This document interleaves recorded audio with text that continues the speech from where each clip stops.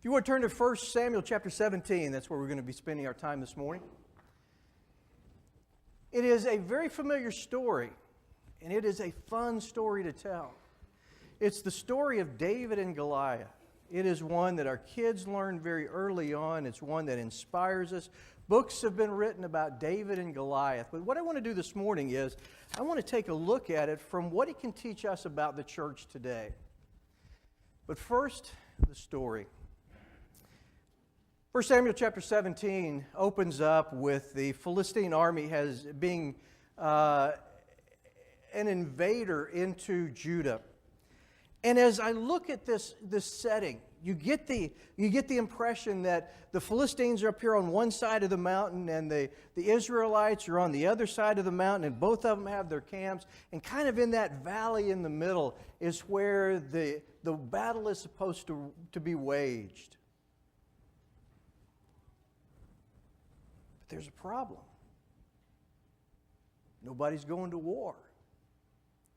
The problem is Goliath. Goliath is, the scriptures tell us that he is 6 cubits and a span tall. By the calculations that I can figure, the guy is 9 feet tall. That's a big boy. And he's got, not only is he big and tall, and I'm sure he's ugly too. Not only is he big and tall and ugly, he's got on armor from the top of his head to the bottom of his feet. They say that his javelin is huge. He's even got an armor bearer that totes his stuff for him.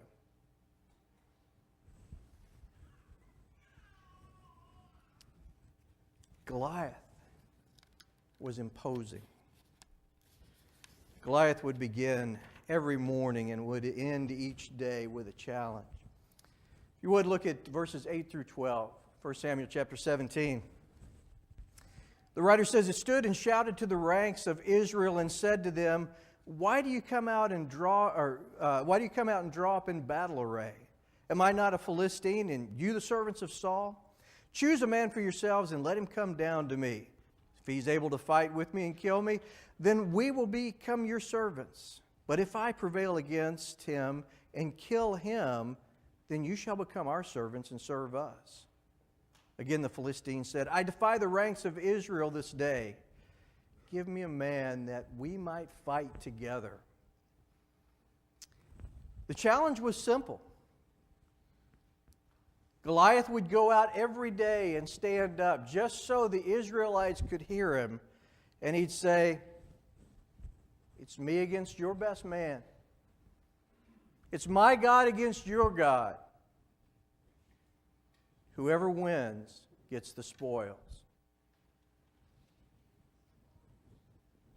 This scared the Israelites to death.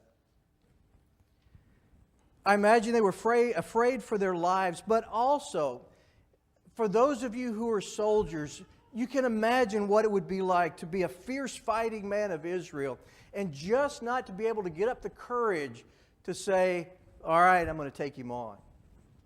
That had to eat at them every day, every morning, every evening when Goliath would get out there, and when this blowhard would make fun of who they were, when he would make fun of their God, and they didn't have the courage to fight. They had enough courage to suit up. They would put on their battle gear. They would get together and they would do their battle cry. I don't know if it said, "Ray, Ray for us." I don't know what it said. But they would kind of get together and they would get in their little huddle and they would go out and they would get so far and they would stop. Kind of reminds me of taking the kids to the beach. You ever seen the little kids? And they would get up the courage and they'll run out there until the wave gets, and then they turn around and run back. And that's, to me, what the image of this is all about. They would get up in their war paint. They would put everything else that they had on. They just couldn't go to battle. And this had to just hurt the warriors of the group. But here comes a little boy. David was the youngest of 8 sons. He spent his time shepherding the flocks. He had 3 older brothers who were in the army at this time. And one day his dad sent him to go check on the boys. He made some homemade goodies that he was going to take to the boys, and made some very special stuff. He said, give this to the king and to the generals. And so David went down and had somebody stay with the sheep for a day, and he went down to where the battle was going to be raged. And I'm sure that David was excited about what he was going to see. The people of the Lord against these Philistines. David couldn't just wait to get there and to see his brothers and to see the real action take place. But when David got there, Goliath got up and he spewed forth his challenge.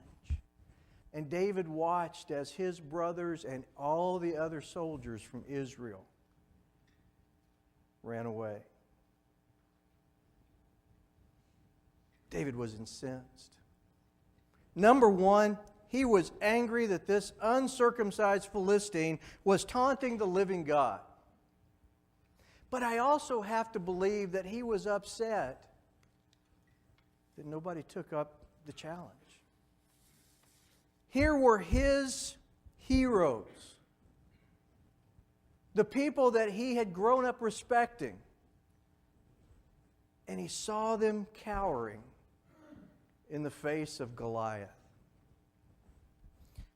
David asked the question, okay, if somebody were to go up to fight this guy, what's a king going to give him? It's a pretty good package.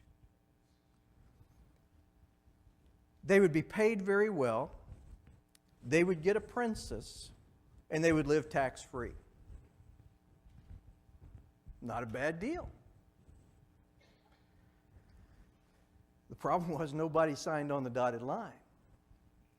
And it was interesting because David was asking this question and he was getting the answers, and somehow Saul got word that this young man was interested enough to at least ask, hey, what's the prize package?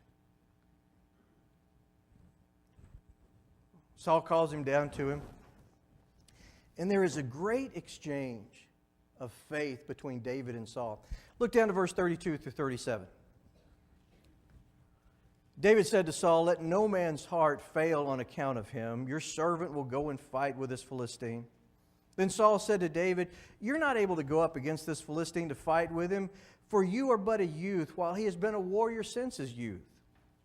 But David said to Saul, your servant is tending his father's sheep. When a lion or bear came and took a lamb from the flock, I went out after him and I attacked him and rescued him from his mouth. And when he rose up against me, I seized him by his beard and struck him and killed him.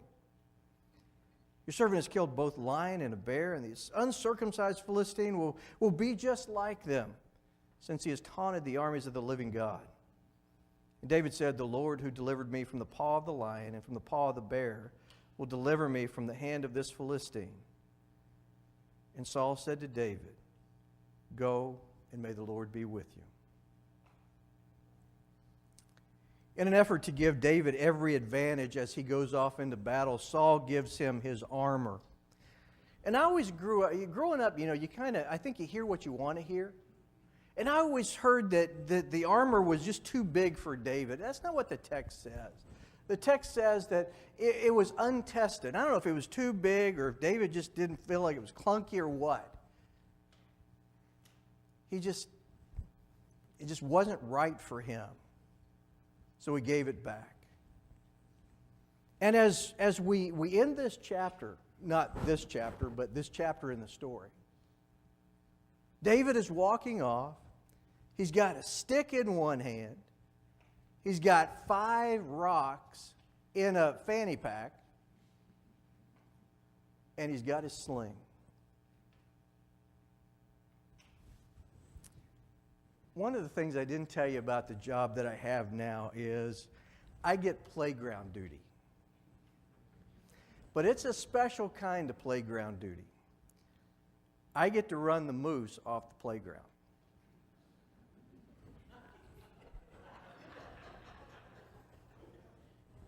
I'll drive lights and sirens to go do that. That is so cool.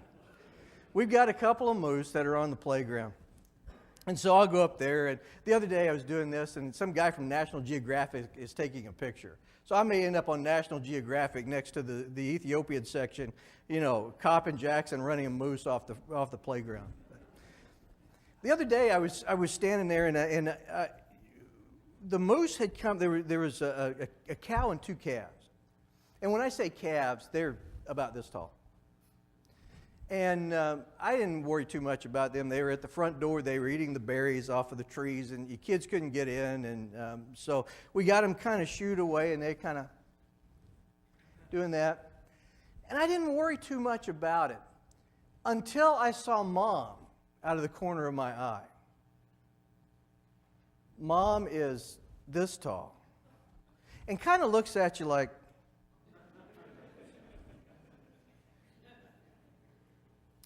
I had my stick. I got a collapsible baton. I've also got a Glock 45 caliber pistol. I've got a taser. I chose the Tahoe option. I hopped in my car. I cannot imagine being David and going up to battle against this 9-foot tall guy with sword and shield and everything else with a stick and 5 rocks. But that's what he did. That's the faith that he had. I wonder what Saul was thinking as David walked away from him as he went into battle. His kingdom, his life, everything that he had worked for is walking away from him with a stick in one hand and 5 rocks in a fanny pack. I don't know what Saul was thinking, but we do know what Goliath was thinking. Goliath says, "Am I a dog that you come at me with sticks?"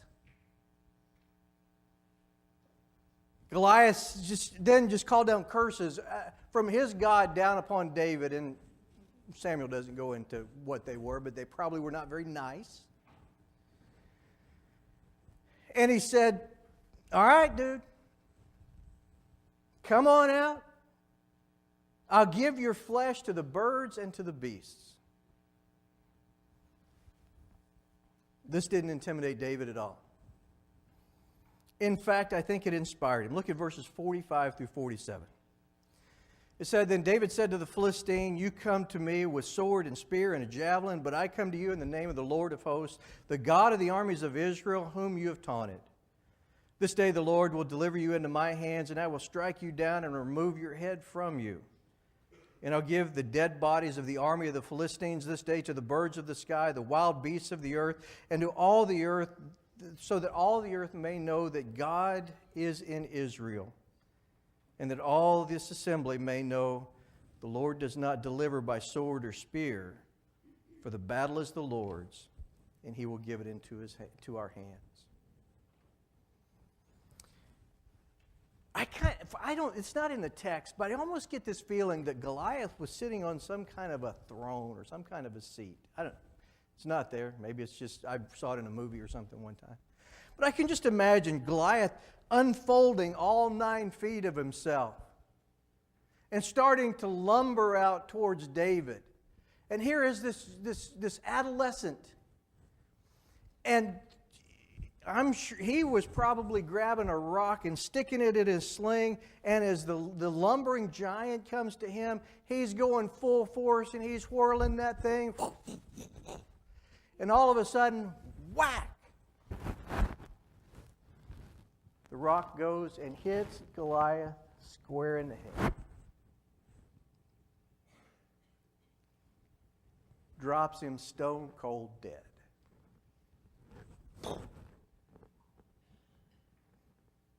David runs up to him. David doesn't have a sword, but he has just made a promise he's going to whack the giant's head off. Grabs the giant's sword, cuts his head off, and the dam busts. You can imagine what's going on the side of the Israelites. Finally, somebody's beat the giant. Now they're ready to fight. On the side of the Philistines, somebody's beat the giant. Now they're ready to run. They take off. The army of the Israelites follows them, and the carnage is everywhere. The Israelites win the battle that day. They have a newfound confidence. They defeat the Philistines, and they plunder their camp. Cool story. It is a neat story. It's a fun story to read. It's a fun story to tell. Again, they've made books about this, and we even, you hear about the David and Goliaths. Whether it's in football or in business or wherever else. It's a fun story. But, I think there's something in here, not just about giving us the courage to go out and face our Goliaths, but also there's some things in here that can tell us about the church. 3 really quick points as we finish up. The first one is, in today's church, we need to be focused on the true enemy. I would imagine that David was disappointed with his brethren. And he could have spent his time going from one brother to another brother, to cousin Fred, to everybody else, and saying, hey, I can't believe that you guys are letting this giant do what he's doing. But David didn't do that. He focused on the enemy. Folks, we need to work on the issues in our churches today. I'm not saying that we don't need to do that. But we need to invest our strength and our focus on the true enemy. And that is Satan and his minions in this world. When Peter writes to the church in the first century, he says, be of sober spirit, be on the alert. Your adversary, the devil, prowls around like a roaring lion seeking someone to devour. The enemy is not the liberals, the conservatives, those who believe this, those who do that. The enemy for us today is Satan, the prince of evil. Do we get so worn out in our own internal skirmishes that by the time we walk outside and we face Satan in the world, that we're just too tired to fight? We need to be saving our strength and focusing on the enemy. Simon Sinek wrote in his book, Leaders Eat Last, he talks about this concept of a circle of safety. And that's what we have to have in the church. We have to build a trust to where we feel safe inside here so that we can go out and do battle out there. This is where we prepare for battle. When we come together as a church, when we come together as a body of believers, we need to feel loved and protected. We need to feel free to do and to be our best here. We need to be able to feel that security, to be able to grow, to be able to fail and overcome inside this body of believers, so that when we go out into the world, we're armed for battle. We're ready for the fight. David reminds us who the true enemy really is. The second lesson from this is we need youthful enthusiasm.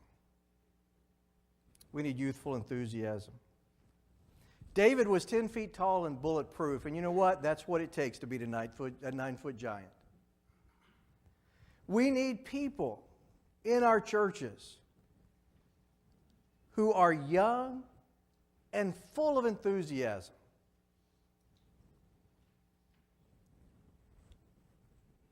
How many young ministers do you know that come out of colleges or preaching schools or however they get started? They are full of excitement until somebody says, you know that's not going to work. We've done that. It doesn't work. How can you be so naive? We need this youthful enthusiasm. We need to capture, not constrain, youth. A guy by the name of Samuel Ullman wrote, "Nobody grows old merely by living a number of years. We grow old by deserting our ideals. Years may wrinkle the skin, but to give up enthusiasm wrinkles the soul. Nick Cave wrote, "In getting older, I find myself becoming progressively more ineffectual in a lot of different ways. And in part, it's down to not having the youthful feeling that knowing what you're doing has any true impact."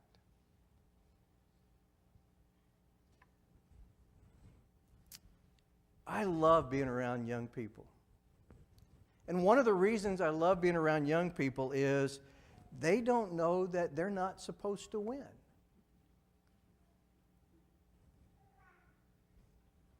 Faith-filled young people exude a confidence and a strength that some of us may have lost.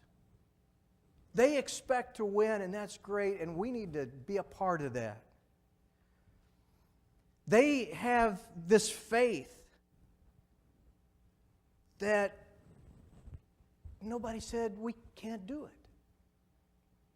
When Paul writes to the young minister Timothy, he says, "Let no one look down on your youthfulness, but rather in speech, conduct, love, faith, and purity, show yourself an example of those who believe."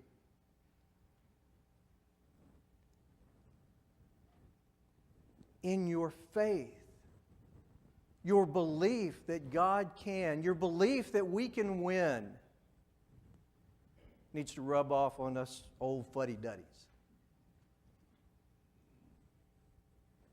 Surrounding ourselves with people who believe that we can be successful helps us to challenge that glass ceiling that we've set for the church. Let me ask you a question. Why can't we change the world? Why do we have to accept the way that it is today? We need a good spirit, a good dose of youthful enthusiasm. And finally,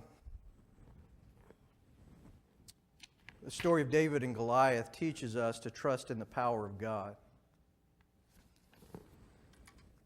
David had no doubt that God would deliver him. There was not a doubt in his mind that he was going to win. He said, "I fought lions, I fought bears, always came out victorious. This Philistine, no problem." Why is today going to be any different than any other day?